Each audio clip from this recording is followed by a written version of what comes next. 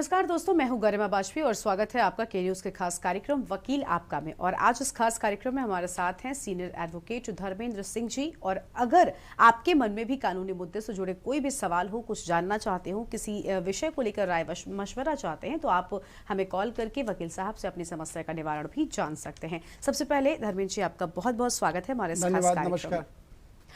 धर्मेंद्र जी, सबसे पहला सवाल मेरा आपसे आज यही है, क्योंकि मैंने देखा था एक बार, मेरी नज़र में ऐसा आया था वाकया। मैं ये आपसे जानना चाहती हूँ कि क्या अगर कोई मकान ट्रस्ट का मकान है जिसमें दो पार्टियां रहती हैं और अगर एक पार्टी कोई अवैध निर्माण कर रही है, सपोज दूसरी पार्टी के मकान के ठीक सामने, तो क्या ऐसे मामले में क्या मकान पर स्टे जो निर्माण हो रहा है उस पर पाया जा सकता है? देखिए, विधि अनुसार जो ट्रस्ट है, ट्रस्ट दो प्रकार के होते हैं, प्राइवेट ट्रस्ट और पब्लिक ट्रस्ट। प्राइवेट ट्रस्ट, जिस ट्रस्ट से इनकम ट्रस्ट के वेलफेयर के लिए खर्च की जाती है, वो प्राइवेट ट्रस्ट है और उसमें एक परिवार विशेष के लोग सदस्य के रूप में या सरबराहकार के रूप में होते हैं।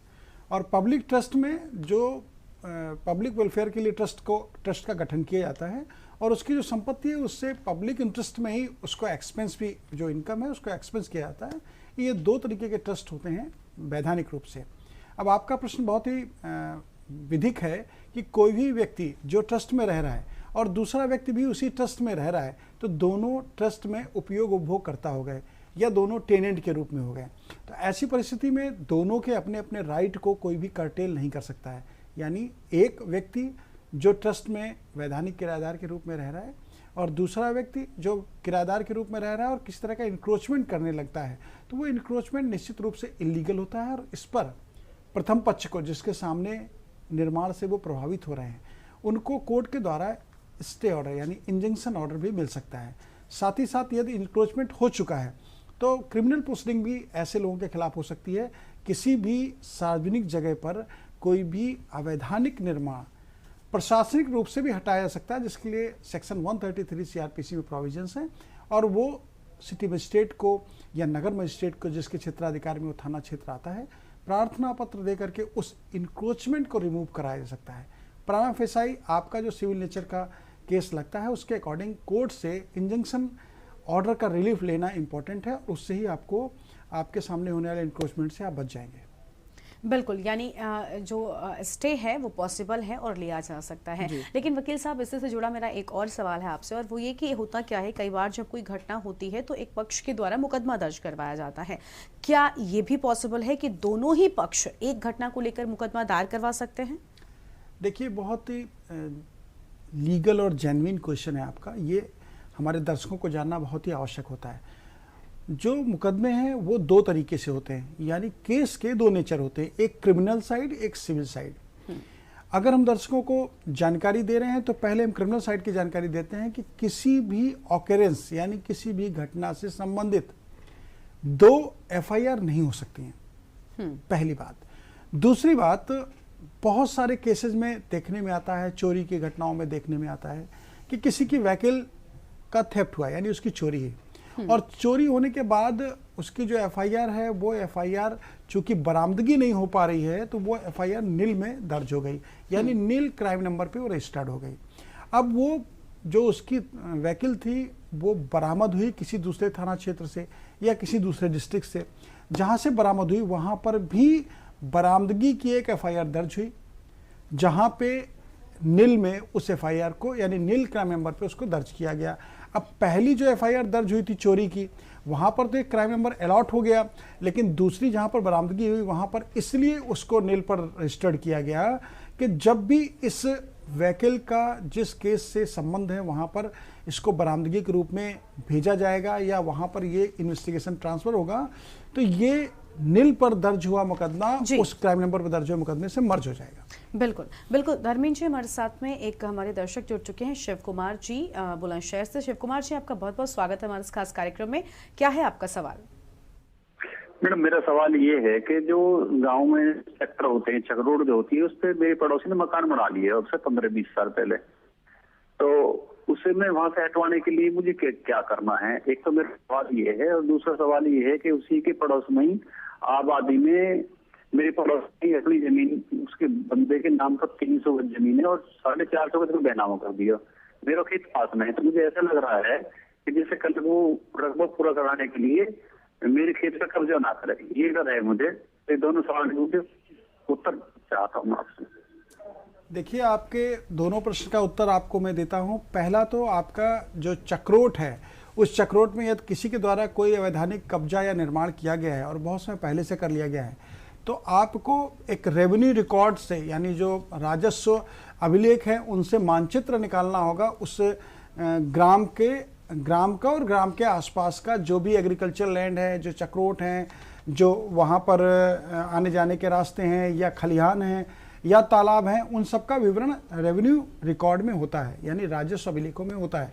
तो ऐसी स्थिति में यदि आप मानचित्र निकालेंगे, राजस्व मानचित्र, तो उस मानचित्र में वो रास्ता अभी भी एक चक्रोट के रूप में दर्ज होगा, क्योंकि किसी के मकान बना लेने से चक्रोट की नवैयत, उसका नेचर खत्म नहीं हो जाता है। वो नेचर उस जो रेवेन्यू मैप है उसमें वो इंगित होगा।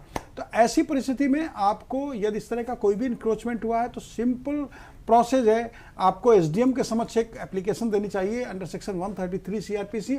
उसमें आपको उस सार्वजनिक रास्ते को, जो भी लीगल कॉन्स्ट्रक्शन है, उसको रिमूव करने की प्रेयर करनी चाहिए, उसको हटाने की प्रार्थना करनी चाहिए।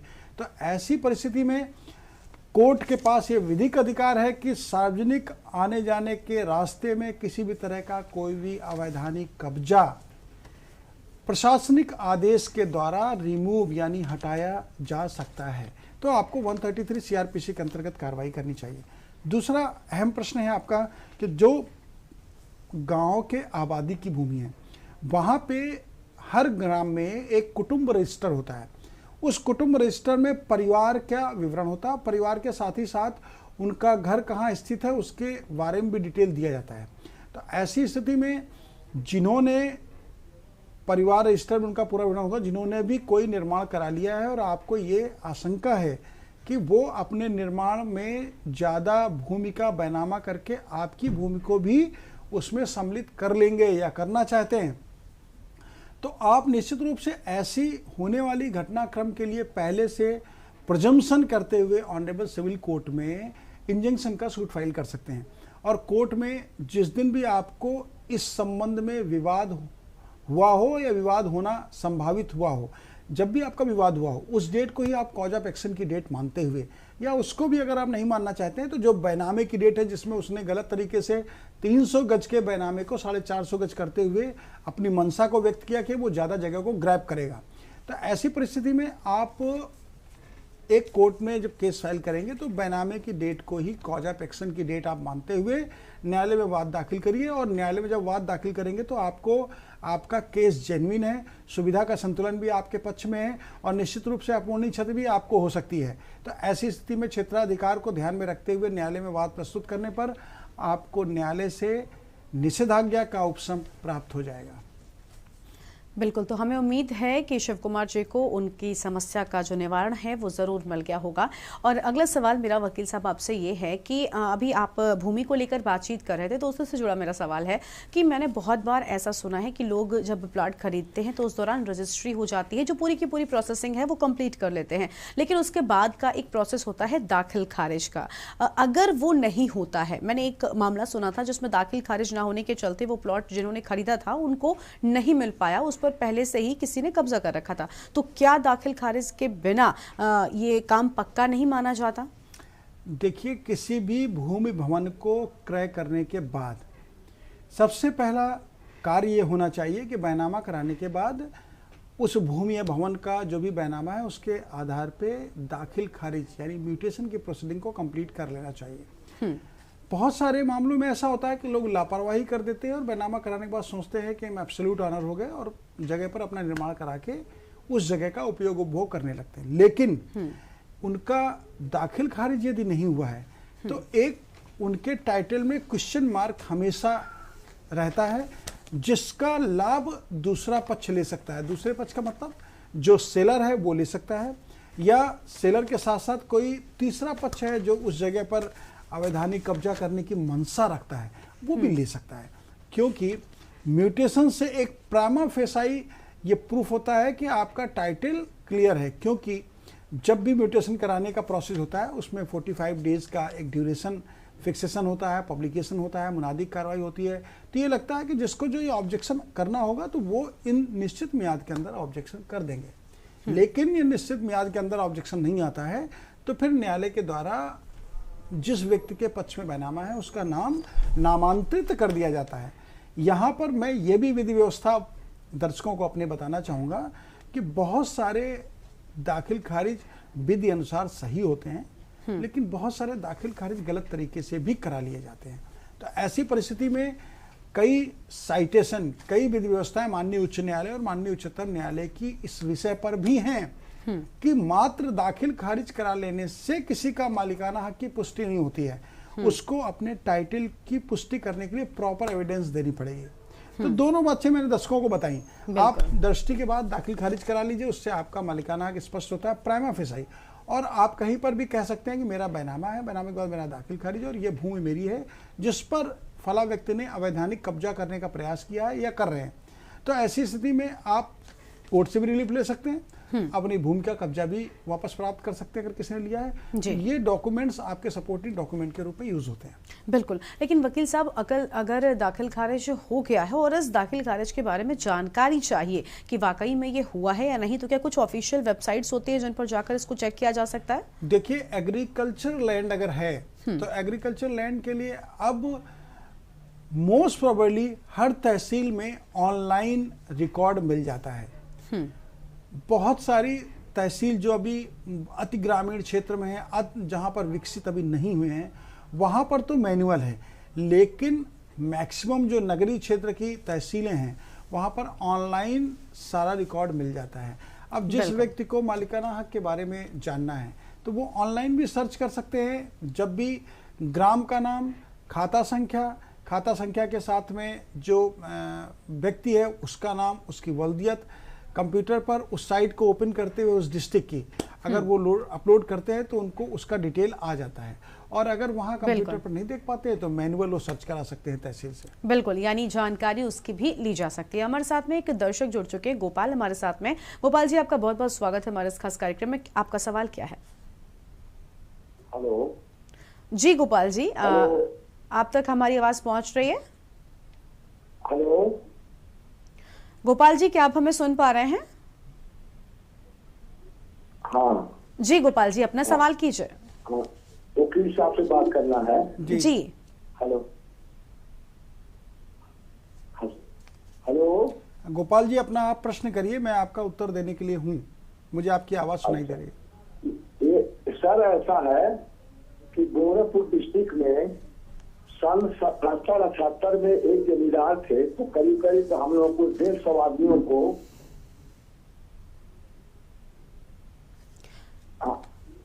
जी गोपाल जी, आप अपनी बात पूरी कीजिए बिना रुके, हम सुन रहे हैं आपको। हाँ 100 आदमियों को लगभग जो है ये जमीन अपनी ये सीलिंग लगाने के भय से हम लोगों को उचित पैसा उस जमाने का ले करके तो सबको जो है 200, 250, 400 स्क्वायर फीट जमीन जो है दिए, जिस पर हम लोगों ने मकान भी शामिल कर लिया और रजिस्ट्री वगैरह कुछ नहीं किए थे ये। और वो चूंकि मेन रोड का मामला था, अब जो है कुछ उस समय से भी मकान भी हम लोगों ने निर्माण करवा लिया, सभी लोगों का है। और इस समय कुछ पेपर में नाम उन्हीं का इंतखाब वगैरह होता है, तो कुछ उनके अपने गुंडे जाते हैं तो हम लोग को बराबर झमका करके झमकाते हैं। वो 1000, 2000, 4000, मान ली कोई कहीं निर्माण भी करा रहा, अपना रिपेयरिंग करा रहा तो 10,000 दीजिए, 1 लाख दीजिए, 500 दीजिए, यही सब सिस्टम चल रहा था। इसके लिए हम लोग क्या करें? देखिए, 77, 78 यानी 1978, 79 की आप बात कर रहे हैं। उस समय कोई भी जमींदारी व्यवस्था अपने समाज में स्थापित नहीं थी, क्योंकि जमींदारी उन्मूलन अधिनियम आने के बाद से ये व्यवस्थाएं समाप्त हो गई थी। अब कोई ऐसा भूमिधर था जिसके पास एक्सेस लैंड थी, यानी ज़्यादा भूमि थी, और उस भूमि को सीलिंग से बचाने के लिए अपने साथ वाले लोगों को वो कब्जा दे करके पैसा लेके चले गए, यानी कोई भी दस्तावेज आपके पक्ष में उन्होंने निष्पादित नहीं किया।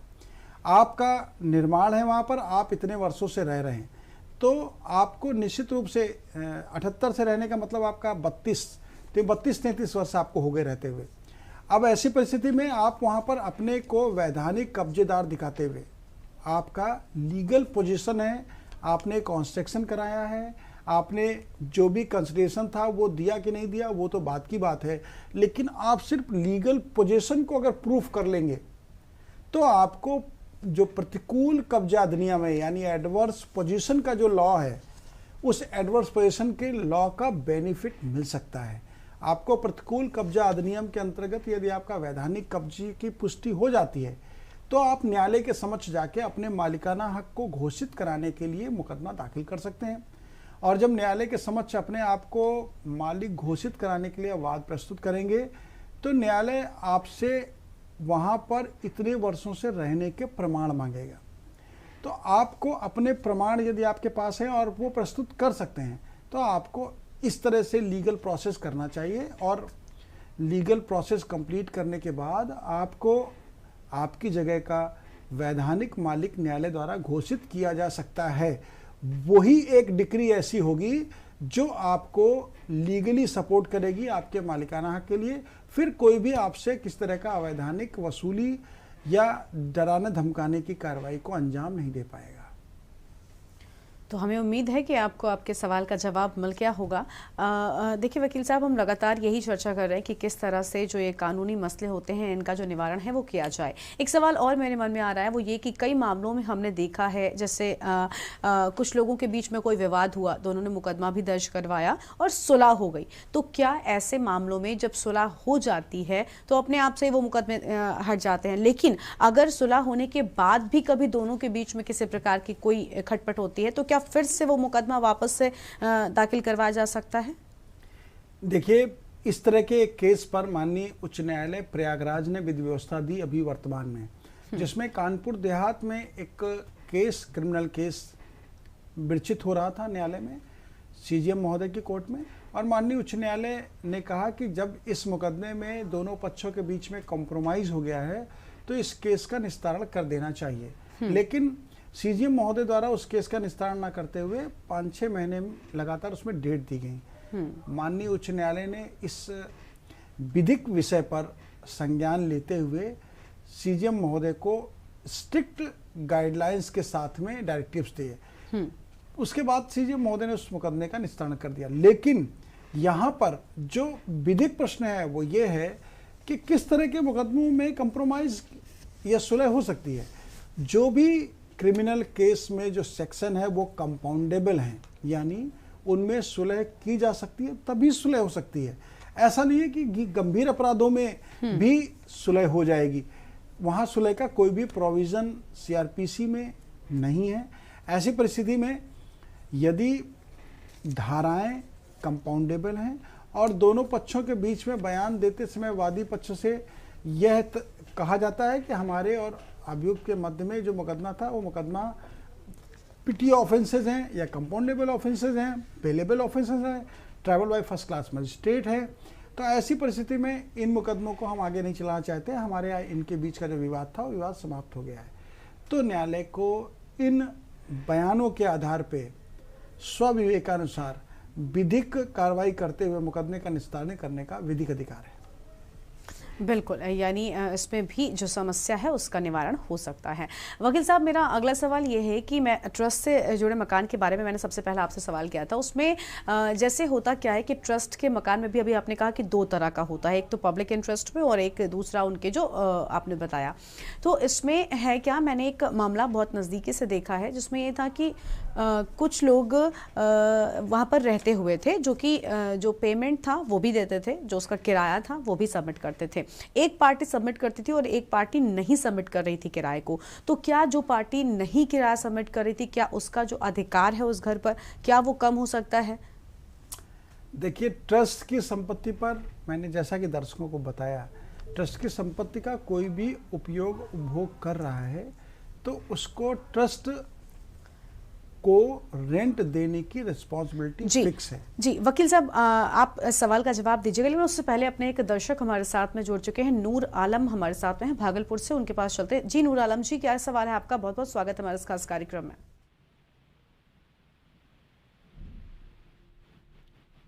जी नूर आलम जी, क्या आप हमें सुन पा रहे हैं?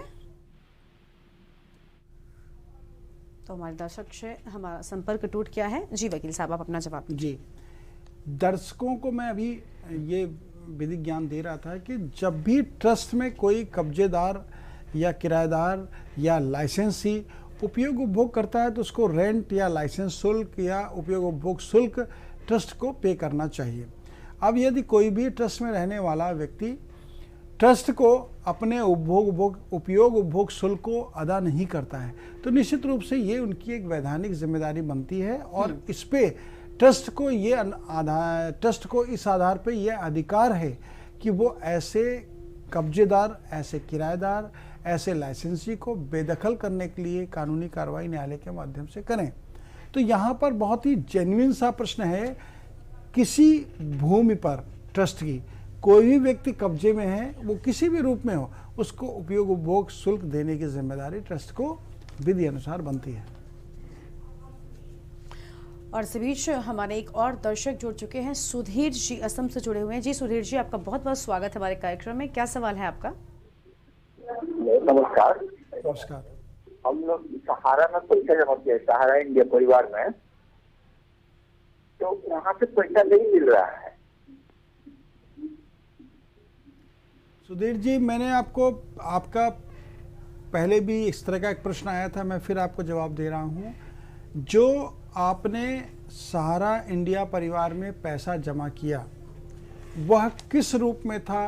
पहला तो प्रश्न ये है, वो किस रूप का मतलब वो डेली डिपॉजिट की जो स्कीम है उसमें था, या फिक्स डिपॉजिट की स्कीम में था, या कोई भी ऐसी स्कीम जिसमें इन्वेस्टमेंट होता है, आपने इन्वेस्टमेंट किया था? और अब दूसरा प्रश्न ये है कि जब आपने इन्वेस्टमेंट किया तो उस इन्वेस्टमेंट की क्या मियाद पूरी हो गई है? यदि उसकी मियाद पूरी हो गई है तो आपको उस रकम को मिलना चाहिए। अब यहाँ पर तीसरा अहम प्रश्न है, जो आपका प्रश्न है, आपने पैसा भी जमा किया, आपकी मियाद भी पूरी हो गई, लेकिन आपको आपके द्वारा जमा किया गया पैसा सहारा इंडिया परिवार द्वारा वापस नहीं किया जा रहा है। तो ऐसी परिस्थिति में आप इनके खिलाफ माननीय उच्च न्यायालय में याचिका प्रस्तुत करते हुए अपनी रकम को वापसी के लिए रिक्वेस्ट कर सकते हैं, क्योंकि जो भी फाइनेंस करने वाली कंपनियां हैं, एनजीओज हैं, या एनबीएफसीज हैं, या कोई भी ऐसा फाइनेंशियल कॉर्पोरेशन जहां पर पैसा जमा होता है और पैसा जहां से मिलता है, तो ऐसी परिस्थिति में उनकी ये आरबीआई के गाइडलाइंस के अकॉर्डिंग लीगल बाइंडिंग्स हो जाती हैं कि वो जो भी सर्टेन अमाउंट उनके इन्वेस्टर्स का है उसको वो पे करें। इस केस में भी, आपके केस में, माननीय उच्चतम न्यायालय ने देखिए कितनी सख्ती से सहारा इंडिया परिवार के मुखिया श्री सुब्रत राय जी को जो कंडीशनल बेल देते हुए गाइडलाइंस दी, उसमें यही उनको निर्देश दिया गया है कि आप पैसा जो ग्राहकों का है, जो आपके यहाँ निवेश करने वाले लोग हैं, उनका पैसा आप वापस करिए, जिसका वापस करने की जिम्मेदारी उनकी है। तो ऐसी परिस्थिति में माननीय उच्चतम न्यायालय ने भी बड़ी सख्त रुख के साथ में इसमें निर्देश दिए हैं। और आप यदि माननीय उच्च न्यायालय के समक्ष, जहां भी आप रहते हैं वहां के उच्च न्यायालय के समक्ष यदि आप कोई भी याचिका प्रस्तुत करते हैं तो निश्चित रूप से उस याचिका पे आपको उपशम मिलेगा और वहां से जो इनको निर्देश होंगे उस आधार पे इनको पैसा आपको देना पड़ेगा। क्योंकि सहारा इंडिया के पास, जैसा कि मीडिया के माध्यम से हम लोग भी देखते और समझते हैं, उनके पास एसेट्स बहुत हैं। उन एसेट्स से जो भी रिकवरी है उनकी, उसको पे कर सकते हैं। आपकी रिकवरी तब स्टैंड करेगी जब आपका कोई लीगल प्रोसीडिंग न्यायालय के समक्ष होगी। इसलिए आपको रिट करना बहुत ही आवश्यक है, आपको रिट करना चाहिए। बिल्कुल। तो हमें उम्मीद है कि आपको आपके सवाल का जवाब मिल गया होगा और हमारे ये सवाल जवाब का सिलसिला जारी रहेगा। लेकिन फिलहाल वकील आपका में वक्त हो रहा है एक छोटे से ब्रेक का, चल लौटेंगे।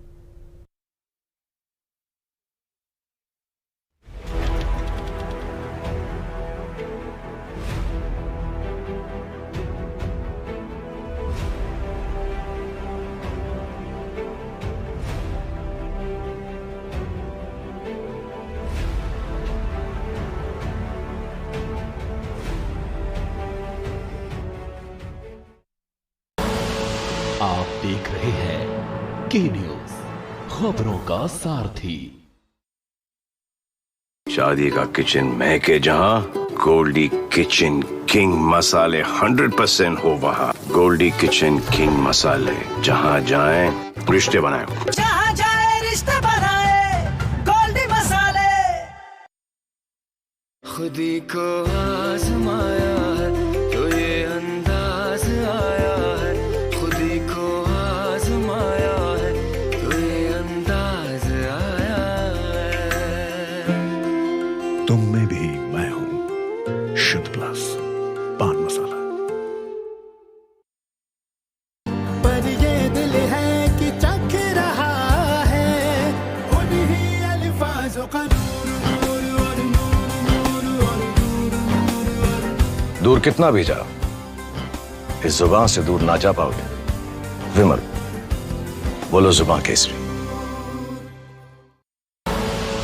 आप देख रहे हैं के न्यूज, खबरों का सारथी।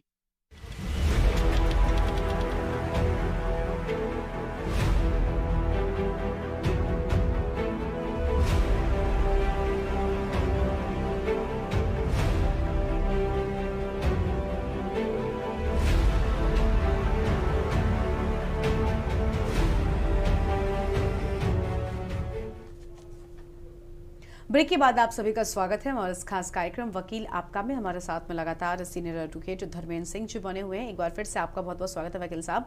हम लगातार बात कर रहे थे और उस पर आगे बढ़ेंगे, लेकिन फिलहाल अपने दर्शकों को ले लेते हैं। हमारे साथ में नूर अहमद जी लगातार बने हुए हैं, कोलकाता से काफी देर से जुड़े हुए हैं। क्या कुछ सवाल है आपका नूर जी? नूर अहमद जी, क्या आप हमें सुन पा रहे हैं? लगता है नूर अहमद जी से हमारा संपर्क टूट गया। हमारे साथ में एक और दर्शक थे, हमारे साथ में भरत जी जुड़े हुए थे। शंकर हमारे साथ में जुड़ चुके हैं गोंडा से। जी शंकर जी, आपका बहुत बहुत स्वागत है हमारे कार्यक्रम में। क्या सवाल है आपका? तो शंकर से भी हमारा संपर्क नहीं हो पा रहा है। तो वकील आपका में हम लगातार बात कर रहे थे उन सामाजिक मुद्दों के बारे में, उन कुछ समस्याओं के बारे में जो आमतौर पर लोगों के साथ होती हैं, लेकिन लोग उनका निवारण जो है वो नहीं जानते हैं। और आज उसी को लेकर इस खास कार्यक्रम में हम बात कर रहे हैं। जी वकील साहब, अभी हम बात कर रहे थे कि ट्रस्ट के मकान में अगर एक पक्ष जो है वो लगातार किराया जमा करता आ रहा है कोर्ट में ही, पहले वो किराया कोई और लेता था, जो ट्रस्ट के कुछ मेंबर्स होते हैं उनमें से किसी एक को दिया जाता था, लेकिन अब वो किराया एक पक्ष कोर्ट में लगातार देता आ रहा है और वो दूसरे पक्ष से ये कहता है कि क्योंकि मैं किराया दे रहा हूं तो मालिकाना हक अब मेरा ज्यादा हो जाएगा। क्या ऐसा कुछ होता है? देखिए, ये जो भी व्यक्ति कह रहा है उसका ये मिथक है, क्योंकि कोई भी व्यक्ति किराया दे रहा है, किराया अपनी जगह का दे रहा है। वो जितने प्रभाग में किराएदार के रूप में है उतने प्रभाग को वो इस्तेमाल करने के एवज में उपयोग उपभोग शुल्क ट्रस्ट को दे रहे हैं। अब दूसरे व्यक्ति का जो वहाँ पर निवास कर रहे हैं, जिनका अपना अध्यासन है, उनके अधिकारों का हनन किसी एक व्यक्ति द्वारा नहीं किया जा सकता है, पहली बात। दूसरी बात यह कि यदि दूसरा व्यक्ति किराया नहीं भी दे रहा है या किराया वो ट्रस्ट के ट्रस्टीज को दे रहा है या न्यायालय के समक्ष अनुमति लेके जमा कर रहे हैं, तो ऐसी परिस्थिति में उनकी किराएदारी को कोई चैलेंज नहीं कर सकता है, जब तक कि ट्रस्ट के ट्रस्टीगण आम सहमति से कोई प्रस्ताव पारित करते हुए उस किराएदार के खिलाफ कोई भी वैधानिक कार्रवाई ना करें। तो यहाँ बहुत ही महत्वपूर्ण है कि कोई एक व्यक्ति अपने सुख के लिए दूसरे के अधिकारों का हनन नहीं कर सकता है। अर्थात वो जिस जगह पर किराए पर है उस जगह का वो उपयोग करें, उसका वो किराया ट्रस्ट को दें या कोर्ट में जमा करें, और दूसरा व्यक्ति जो अपनी जगह का उपयोग कर रहे हैं वो अपनी जगह के उपयोग के एवज में जो भी उपयोग उपभोग शुल्क है वो न्यायालय में दें या ट्रस्ट को दें। ये दोनों लोगों का सेपरेट डिस्कशन है, यानी दोनों लोगों का स्वविवेक है। इसमें कोई एक व्यक्ति दूसरे व्यक्ति के कार्यक्षेत्र में हस्तक्षेप या उपयोग उपभोग में हस्तक्षेप नहीं कर सकता है। जी, तो अब कहीं ना कहीं जो दूसरा पक्ष है उसको आज के इस जवाब के बाद में राहत ज़रूर मिली होगी। वकील साहब, एक इसी से जुड़ा मेरा एक और सवाल है, क्योंकि मैंने बताया ना कि मैं व्यक्तिगत तौर पर कई बार मैंने ऐसे मामलों को देखा है। क्या ऐसा भी कहीं कुछ है किसी प्रकार का कोई कि कई बार मैंने देखा है ट्रस्ट के जो कुछ मेंबर्स होते हैं उन्होंने कुछ ज़मीन उस ट्रस्ट की एक व्यक्ति को दी थी, हम कहते हैं ना गिफ्ट के तौर पर, कि ये हम आपको दे रहे हैं, आप इसमें रहिए और आपका ही ये है, उसमें ना तो कोई कागजी कार्रवाई होती है, ना तो कोई लिखा पढ़ी होती है, तो क्या ऐसे लोगों का, और हालांकि वो सालों से वहां पर रह रहे हैं, किसी ने कोई आपत्ति नहीं दर्ज करवाई क्योंकि खुद मेंबर्स की ओर से दी गई थी, तो क्या ऐसे मामलों में उस व्यक्ति से क्या वो जमीन कभी छीनी जा सकती है? क्या उस पर कोर्ट की ओर से कभी कोई आपत्ति हो सकती है? आप बिल्कुल ठीक कह रही हैं। अगर वो ट्रस्ट ने उन व्यक्ति को रहने के लिए, उपयोग उपभोग करने के लिए जगह दी है, तो वो किस नेचर का ट्रांसफर है ये देखना बहुत इंपॉर्टेंट है। अगर वो उपयोग उपभोग करने के लिए सिर्फ दी गई है लाइसेंसी के रूप में, तो ट्रस्ट उसको खाली करा सकता है। किराएदार के रूप में दी गई है तब भी ट्रस्ट उसको खाली करा सकता है। लेकिन यदि ट्रस्ट द्वारा गिफ्ट कर दी गई है और गिफ्ट देने के बाद उस प्रॉपर्टी को वापस लेने की बात ट्रस्ट करते हैं, तो वो नहीं कर सकते। लेकिन यहाँ एक लीगल इंपॉर्टेंट क्वेश्चन है कि जब भी ट्रस्ट द्वारा गिफ्ट दी जाए तो वो गिफ्ट लीगल होनी चाहिए। अब लीगल गिफ्ट के लिए क्या होता है? लीगल गिफ्ट के लिए जो जिस तरह से किसी प्रॉपर्टी की सेल डीड होती है वैसे ही गिफ्ट डीड भी होती है। तो क्या सर्कुलेट पे स्टैम्प ड्यूटी दे करके गिफ्ट डीड को एग्जीक्यूट और रजिस्टर्ड कराया गया है? पहला क्वेश्चन ये है। दूसरा, यदि वो ट्रस्ट ने गिफ्ट डीड करते हुए किसी को ट्रांसफर किया है, तो क्या जो ट्रस्ट है उस ट्रस्ट ने माननीय जिला जज महोदय या माननीय डीएम महोदय के यहाँ से परमिशन ली थी क्या? क्योंकि ट्रस्ट की प्रॉपर्टी में जो प्रोविजन है उन प्रोविजन को फॉलो करते हुए ट्रस्ट की किसी भी प्रॉपर्टी को ट्रांसफर करने के लिए परमिशन नेसेसरी होती है।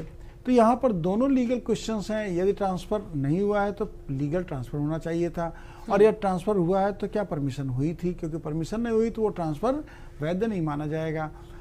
इसलिए जो ट्रांसफर ऑफ प्रॉपर्टी एक्ट के प्रोविजन है उसके अकॉर्डिंग प्रॉपर्टी का जो ट्रांसफर हुआ है वो किस नेचर से और किस प्रकार हुआ है, ये एक रेलिवेंट क्वेश्चन है जिसके बाद ही डिसाइड होगा कि किसकी क्या राइट बनते हैं।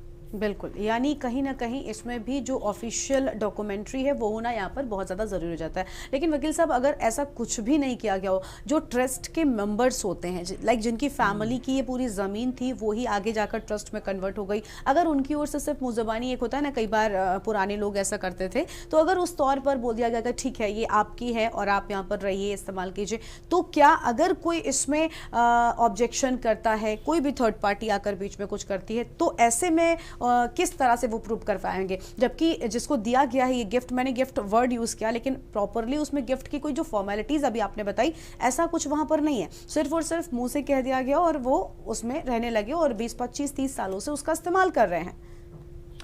देखिए, कोई भी गिफ्ट, अगर हम हिंदू लॉ की बात करते हैं तो कोई भी मौखिक गिफ्ट का प्रोविजन हिंदू लॉ में नहीं है। दूसरा, यदि हम मुस्लिम लॉ की बात करते हैं तो मुस्लिम लॉ में हिबानामा, जो जिसे गिफ्ट कहते हैं, हिबानामा मौखिक किए जाने का प्रोविज़न है। लेकिन यहाँ पर आप ट्रस्ट, हिंदू ट्रस्ट की बात कर रही हैं, तो ऐसी स्थिति में जो ट्रस्ट है उस ट्रस्ट के बायलॉज के अकॉर्डिंग जो ट्रांसफ़र हुआ है उसको लीगलाइज करने का प्रोविज़न कैसे निकल सकता है, इस पर थरोली बायलॉज को देखना है, जो ट्रस्ट की मीटिंग्स हुई हैं उनको देखना है, जिस प्रकार से उन्होंने ओरली दिया था और उसको कहीं उन्होंने अपने मिनट से मेंशन किया है, इन सारी बातों को देखना आवश्यक है। बावजूद इसके, यदि कोई व्यक्ति ये कहता है कि मुझे गिफ्ट में दी गई है और गिफ्ट में देने के बाद वो वहाँ 20, 25, 30 साल से रह रहे हैं, 40 साल से रह रहे हैं, तो ऐसी परिस्थिति में उनको वहाँ पर अपना लीगल पोजीशन प्रूफ करने के लिए न्यायालय के समक्ष जाने का अधिकार है।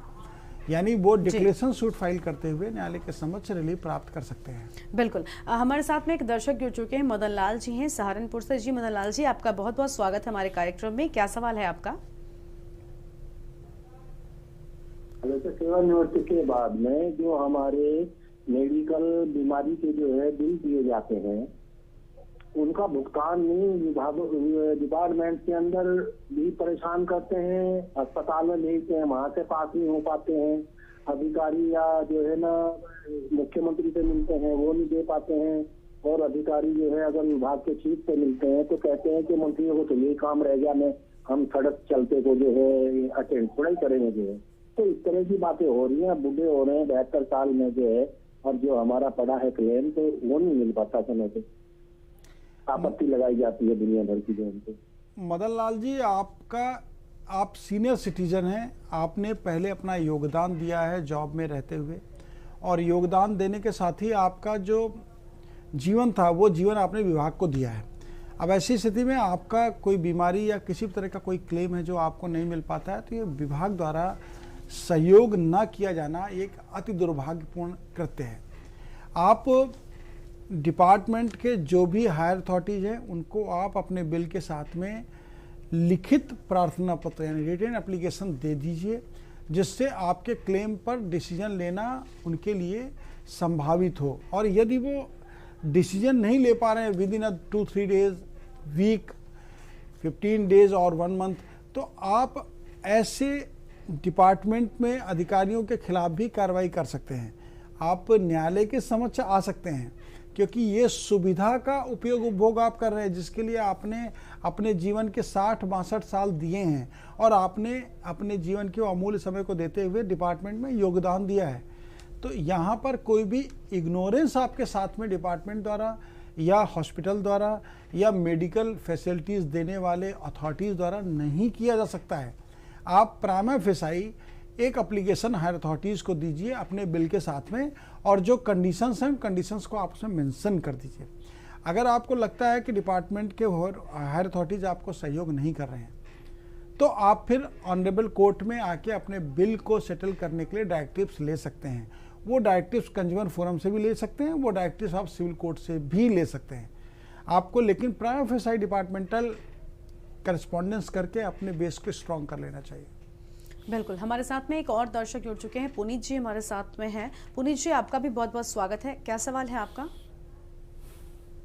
साल पहले मेरे खिलाफ एक एप्लीकेशन कोर्ट के द्वारा दिया गया है कोर्ट में, तो उसमें एक आरोप लगाया गया है 376D के संबंध में।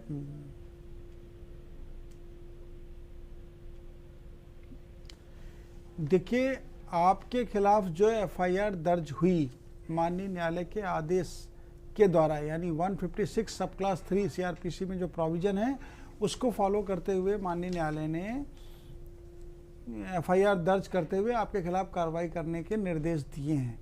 आपको अपने आप को बचाव करने के लिए आपके पास 2 ऑप्शन हैं। पहला ऑप्शन ये है कि यदि आप चाहें तो आपके खिलाफ जो FIR दर्ज हुई है उस FIR को क्वेश करने के लिए माननीय उच्च न्यायालय के समक्ष क्रिमिनल रिट फाइल कर सकते हैं। अगर आपको ये लगता है कि क्रिमिनल रिट फाइल करना अभी संभाव्य नहीं है और आपको रिलीफ भी नहीं मिल पाएगा, तो आप अपने उस केस के लिए जो केस दर्ज हो गया है या दर्ज हो सकता है, तो आप उसको एंटीसिपेट करते हुए एंटीसिपेटरी बेल भी ले सकते हैं। एंटीसिपेटरी बेल डिस्ट्रिक्ट कोर्ट से जिला जज महोदय के समक्ष प्रार्थना पत्र देकर प्राप्त हो सकती है या माननीय उच्च न्यायालय में याचिका प्रस्तुत करके भी प्राप्त हो सकती है। तो आप क्वेशिंग का प्रोसेस भी कर सकते हैं FIR का, और एंटीसिपेटरी बेल भी जा सकते हैं। जो आपको विधिक सलाह आपके अधिवक्ता द्वारा प्राप्त हो उस पर आप कार्रवाई को आगे अंजाम दीजिए। बिल्कुल, यानी अब हमें लगता है, हमें उम्मीद है कि आपको आपके सवाल का जवाब मिल गया होगा। तो लगातार हम बात कर रहे हैं, आज ट्रस्ट से जुड़े कई मुद्दों को लेकर हमने बातचीत की। वकील साहब, मेरा अगला सवाल ये है कि पावर ऑफ अटॉर्नी को लेकर बहुत सारे लोग कई बड़ी बातें करते, वो निरस्त क्या हो सकती है? देखिए, पावर ऑफ अटॉर्नी यानी मुख्तारनामा आम 2 तरीके का होता है। पहला power of attorney general power of attorney होती है, यानी सामान्य मुख्तारनामा आम। दूसरा होता है स्पेशल पावर ऑफ अटॉर्नी, जिसे कहते हैं विशेष मुख्तारनामा आम। अब ऐसी परिस्थिति में जनरल पावर ऑफ अटॉर्नी और स्पेसिफिक पावर ऑफ अटॉर्नी दोनों में अंतर क्या है, पहले तो ये जानना जरूरी है। जी वकील साहब, आप जवाब दीजिएगा, लेकिन सबसे पहले अपने दर्शकों को यहाँ पर जुड़ लेते हैं। हमारे साथ में शशि जुड़ चुके हैं भोपाल से। जी, आपका बहुत बहुत स्वागत है हमारे इस खास कार्यक्रम में। क्या सवाल है आपका शशि? जी मैम, मेरा ये सवाल है कि मेरे पापा जी की जॉब थी ये, तो उसमें उन्हें कुछ उन पर केस भी लगे थे, तो हम लोग केस जीत गए वो वाला। फिर उसके बाद 2010 में हम लोग केस जीते। उसके बाद मतलब पापा मेरे बहुत बुजुर्ग हो गए, सारी जिंदगी केस लड़ते हो गए। उसके बाद वो चलने फिरने के लायक ही नहीं रहे। तो वो जब हम केस जीते उसके बाद हम क्लेम कर सकते हैं क्या? किसी ने मना कर दिया। पापा जी मेरे एक्सपायर हो गए। मम्मी मेरी बुजुर्ग माँ है, 80 साल की है अभी, तो अकेले तो क्या कुछ हो सकता है उस केस में? हम वकील साहब ये जानना चाह रही है। देखिए बच्चे हैं तो बच्चे से हैं। आपके पिता जिस विभाग में कार्य करते थे और विभाग में कार्य करते हुए उनका निधन भी हो गया, तो ऐसी परिस्थिति में उनके जो भी देय हैं, उनके जो भी कॉन्सिक्वेंशियल बेनिफिट्स हैं, वो उनकी वाइफ और बच्चों को मिलना चाहिए। आप ने जो क्लेम है उनको लेने में यदि विलंब कर दिया है, यानी जो निश्चित मियाद है उस मियाद के अंतर्गत आपने अपना प्रार्थना पत्र नहीं दिया है, तो डिपार्टमेंट फिर आपके जो भी आपको देय मिलने हैं उसको कंसिडर करने में विलंबता करता है। आपको तुरंत आपके जो भी पिता के माध्यम से जो भी अधिकारात आपको मिलने हैं, उन अधिकारों के लिए आपको डिपार्टमेंट में एक रिटन कंप्लेंट करनी चाहिए। अगर रिटन एप्लीकेशन देने पर भी कोई रिलीफ नहीं दे रहे हैं तो आपको माननीय उच्च न्यायालय के समक्ष याचिका प्रस्तुत करनी चाहिए, और उस याचिका में यदि मियाद खत्म नहीं हुई है या मियाद खत्म भी हो गई है तो माननीय न्यायालय का स्वविवेक है कि उस मियाद को वो कैसे वेव ऑफ करें, उसको कैसे वो माफ़ करें। तो आपको न्यायालय के समक्ष जाने के बाद तुरंत उपशम प्राप्त हो जाएगा। आप पहले डिपार्टमेंट में एप्लीकेशन दीजिए और डिपार्टमेंट एप्लीकेशन देने के बाद आप न्यायालय के समक्ष याचिका प्रस्तुत करते हुए अपना रिलीफ प्राप्त कर लीजिए। तो हमें उम्मीद है शशि कि आपको आपके सवाल का जवाब मिल गया होगा। एक और दर्शक हमारे साथ में जुड़ चुके हैं, किशन जी कानपुर से। जी किशन, आपका बहुत बहुत स्वागत है हमारे इस कार्यक्रम में। क्या सवाल है आपका? हाँ मैडम, नमस्कार। नमस्कार। नमस्कार जी, अपना सवाल करिए। हाँ मैडम नमस्कार जी। मेरा एक फिक्स डिपॉजिट था एक कंपनी में, पेंजान फार्मा में। उसमें मेरा वो करीब 10 साल पहले था, एक ड्यू हो गया था, उन्होंने चेक भी भेजी थी मुझको प्रीपेड। जब मैंने जमा किया डिसऑनर हो गई। बाद में मालूम हुआ कि वो कंपनी डिफॉल्टर हो गई है, जिसके लिए मैंने बॉम्बे में की कंपनी लाहौर में पोस्टल एप्लीकेशन दाखिल की, जिसमें बॉम्बे से ये ऑर्डर हुआ कि इनको पे कर दिया जाए। लेकिन करीब 5-6 साल हो गए, पेंजान फार्मा ने अभी तक हमको कुछ पे नहीं किया है। इसके लिए आज आगे फर्दर कार्रवाई क्या कर सकते हैं? देखिए, आपने सीएलबी में जो लीगल प्रोसीडिंग की, उस सीएलबी में हुई लीगल प्रोसीडिंग के लाइट में आपको जो रिलीफ मिला, उस रिलीफ को मानने की जिम्मेदारी कंपनी की है। अब कंपनी यदि बाइंड अप हो गई है या कंपनी सिक यूनिट के रूप में डिक्लेयर्ड हो गई है या कंपनी के पास कोई ऐसे एसेट्स नहीं है जो आपको पेमेंट नहीं कर सकते हैं, तो कंपनी के बाद फिर उनके डायरेक्टर्स की पर्सनल रिस्पॉन्सिबिलिटी बनती है। अब तो इसे बहुत सेटल्ड लॉ आ गया है, बहुत ही स्पष्ट कानून है इस विषय पर। आपकी कंपनी के डायरेक्टर्स, उनका भी इक्विवेलेंट रोल होता है अगर किसी तरह का कोई इस तरह की मिसहैपनिंग या अनियमितता हुई है। आपको यह जानना आवश्यक है कि आपके अधिकार क्या है। अब आप जो अपने अधिकार को जान रहे हैं, तो आपका जो भी पेमेंट है उस पेमेंट के देने की जिम्मेदारी भी कंपनी की होती है। तो ऐसी स्थिति में यदि कंपनी भुगतान नहीं करती है तो आपको न्यायालय के समक्ष कार्रवाई करने का विधिक अधिकार है, और आपका जो सीएलबी का आदेश आपके पक्ष में है, आप एग्जीक्यूशन उस फोरम के माध्यम से भी करा सकते हैं। उदाहरण के तौर पर उनकी प्रॉपर्टी को अटैच करा सकते हैं एग्जीक्यूशन में, उनके खाते को अटैच करा सकते हैं उस एग्जीक्यूशन में, या खाते में उनके अमाउंट है तो उस अमाउंट को रिलीज कराने के लिए एक्शन करा सकते हैं। तो ये सारे ऐसे रिलीफ हैं जिसमें आप जब भी आप एग्जीक्यूशन की प्रोसीडिंग को प्रोसीड करेंगे तभी आपको मिल पाएंगे। तो आपको सीएलबी के ऑर्डर का कंप्लायंस कराने के लिए एग्जीक्यूशन की कार्रवाई को अंजाम देना चाहिए। बिल्कुल। हमारे साथ में एक और दर्शक जुड़ चुके हैं, सरोज जी हमारे साथ में है मुंबई से। जी सरोज जी, आपका बहुत बहुत स्वागत है हमारे इस कार्यक्रम में। क्या सवाल है आपका? हेलो जी, अपना सवाल करिए।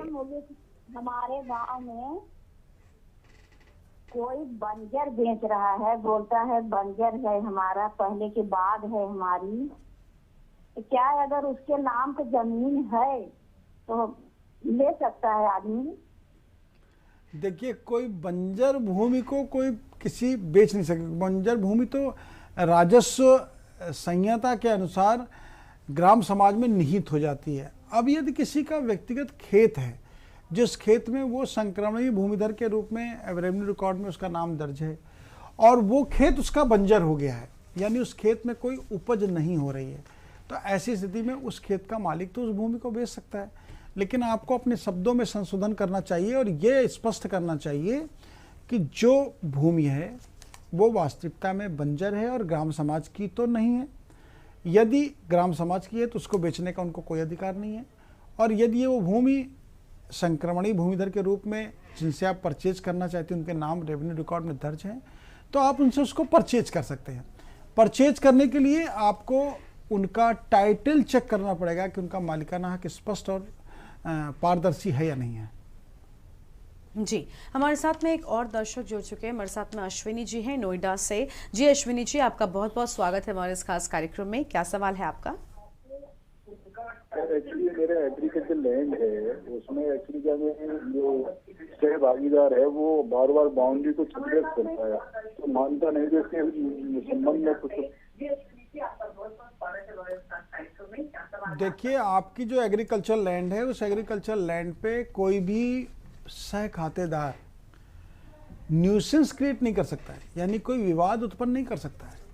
यदि सह खातेदार है और उनको अपने मालिकाना हक का सुनिश्चय कराना है, तो उनको न्यायालय के समक्ष, एसडीएम के समक्ष या तहसीलदार महोदय के समक्ष प्रार्थना पत्र देके अपने भूमि के डिमार्केशन के लिए प्रेयर की जा सकती है रेवेन्यू कोड के अंतर्गत।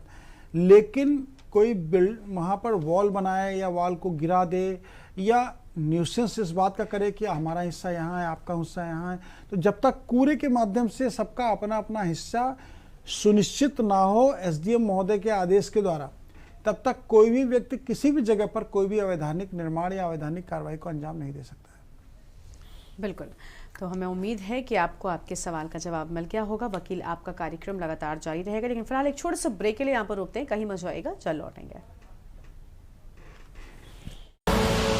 आप देख रहे हैं के न्यूज, खबरों का सारथी। शादी का किचन महके जहां, गोल्डी किचन किंग मसाले 100% हो वहां। जहाँ जाए रिश्ते बनाए गोल्डी मसाले। खुदी को आजमाया है तो ये अंदाज आया है, खुदी को आजमाया है तो ये अंदाज आया है। तुम में भी मैं हूं, शुद्ध प्लस पान मसाला। आप देख रहे हैं के न्यूज, खबरों का सारथी।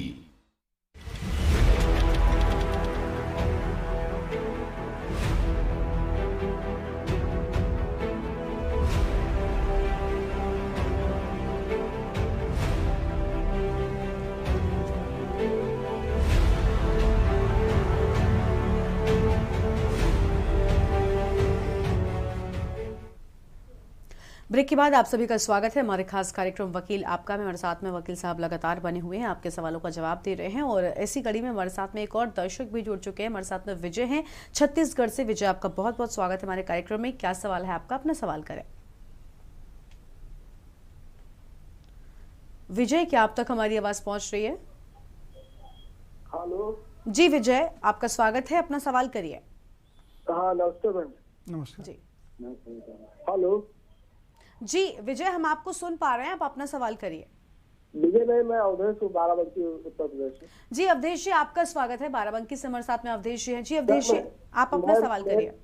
मैं स्टूडेंट हूँ, उत्तर प्रदेश शिक्षक पात्रता परीक्षा थी 23 जनवरी को। तो मैं ब्लाइंड पर्सन हूँ, तो हम राइटर ले गए थे, तो राइटर का हमारा अनुमति भी नहीं दिए गए, जबकि राइटर की जो कंडीशन है उसको पूरी करते हुए गए थे। तो इस स्थिति में हमको परीक्षा से वंचित कर दिया गया। वहाँ भी आपराधिक मानसिकता बंधक बनाकर हमको जो है इस जेल में रखा भी, जबकि मैं ब्लाइंड पर्सन। तो इस संबंध में वकील साहब से हम कुछ परामर्श लेना चाहते हैं, इस संबंध में आगे क्या हो सकता है? देखिए, आपने जो परीक्षा देनी है उस परीक्षा देने के लिए आपने एक राइटर का अर्जमेंट किया और राइटर के लिए आपने लीगल परमिशन भी ली। आपके द्वारा जो आपकी समस्या है उसके अनुसार आपको राइटर मिलना ही चाहिए विधि के अनुसार। यदि कोई भी आपराधिक प्रवृत्ति का व्यक्ति या कोई व्यक्ति बल का प्रयोग करते हुए आपको आपकी परीक्षा देने से वंचित करता है तो ये एक इलीगल एक्ट है, यानी अवैधानिक कार्य है। ऐसी परिस्थिति में आप न्यायालय के समक्ष जाके उस परीक्षा के लिए जो आप रिलीफ चाहते हैं राइटर के माध्यम से अपने परीक्षा को देने का, वो न्यायालय के माध्यम से उपशम प्राप्त कर सकते हैं। आप एक याचिका प्रस्तुत करते हुए यदि ये वहाँ पर अपने फिजिकल कंडीशन को मेंशन करते हुए राइटर के लिए प्रेयर करेंगे तो निश्चित रूप से मुझे ऐसा लगता है इस तरह के कई एग्जाम्पल पहले भी हैं माननीय उच्च न्यायालय के समक्ष याचिका प्रस्तुत करने के, जिसमें माननीय न्यायालय द्वारा डायरेक्टिव दिए गए और उन कैंडिडेट का परीक्षा भी विधि अनुसार हुई, उनके द्वारा जो उपशम चाहा गया था उसके अनुसार। बिल्कुल, तो हमें उम्मीद है कि आप दीजिए आपको आपके सवाल का जवाब मिल गया होगा। वकील साहब, हम बात कर रहे थे पावर ऑफ अटॉर्नी को लेकर, बीच में दर्शक हमारे आ गए, तो मैं चाहती हूँ कि उसको लेकर आप बताइए कि क्या पावर ऑफ अटॉर्नी जो है वो भी निरस्त हो सकती है? देखिए, पावर ऑफ अटॉर्नी मैंने जैसा दर्शकों को बताया 2 तरीके की होती है, जनरल पावर ऑफ अटॉर्नी और स्पेशल पावर ऑफ अटॉर्नी। अब यहाँ पे पावर ऑफ अटॉर्नी जिस उद्देश्य के लिए दी गई है, यदि उस उद्देश्य को पूर्ण नहीं किया जाता है पावर ऑफ अटॉर्नी होल्डर द्वारा, तो वहां पे पावर ऑफ अटॉर्नी जिसके द्वारा की गई है वो उसको निरस्त करा सकते हैं। बहुत सारे केसेस में ये भी देखने में आया कि पावर ऑफ अटॉर्नी जो हुई उस पावर ऑफ अटॉर्नी का मिसयूज भी हुआ। तो ऐसी परिस्थिति में जब पावर ऑफ अटॉर्नी का मिसयूज होता है, उदाहरण के तौर पर बताना चाहते हैं कि ए व्यक्ति ने बी व्यक्ति को इस बात के लिए ऑथराइज किया कि वो उसकी प्रॉपर्टी को, जो उसकी सेल डीड रजिस्टर्ड होनी है, रजिस्ट्रार के समक्ष जाके उस सेल डीड को रजिस्टर्ड करा दें, और सेल डीड रजिस्टर कराने से पहले जो कंसिडरेशन अमाउंट है वो ले करके जिसने पावर ऑफ अटॉर्नी एग्जीक्यूट किया उसको वो हैंड ओवर कर दें।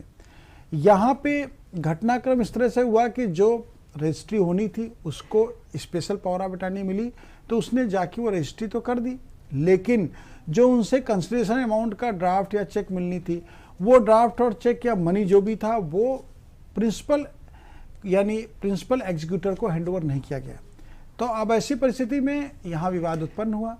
वहाँ पर भी जो पावर ऑफ अटॉर्नी एग्जीक्यूट करने वाले व्यक्ति हैं उनको अटॉर्नी कैंसिल कराने का अधिकार है, लेकिन यहाँ पर उस अधिकार को उन्हें पहले प्रयोग करना पड़ेगा, पावर ऑफ अटॉर्नी के उपयोग से पहले। यदि पावर ऑफ अटॉर्नी के माध्यम से कोई ट्रांसफ़र हो गया और उस ट्रांसफ़र को हो जाने के बाद कंसिडरेशन अमाउंट भी ले लिया गया, तो ये माना जाएगा consideration amount power of attorney holder द्वारा लिया गया है, लेकिन पावर ऑफ अटॉर्नी जिसने उसके पक्ष में एग्जीक्यूट किए वो उसको प्राप्त हो गया है, ये माना जाएगा। तो निश्चित रूप से कार्रवाई को त्वरित अंजाम देते हुए पावर ऑफ अटॉर्नी को कैंसिल कराने का अधिकार है। बिल्कुल, यानी पूरा अधिकार इसको लेकर है। बहुत बहुत शुक्रिया आपका वकील साहब हमारे इस खास कार्यक्रम में आने के लिए और इतने सारे सवालों का हमारे जवाब देने के लिए। तो आज के इस कार्यक्रम वकील आपका में बस इतना ही। तमाम बड़ी खबरों के लिए आप देखते रहिए हमारा अपना चैनल की न्यूज़ इंडिया। नमस्कार।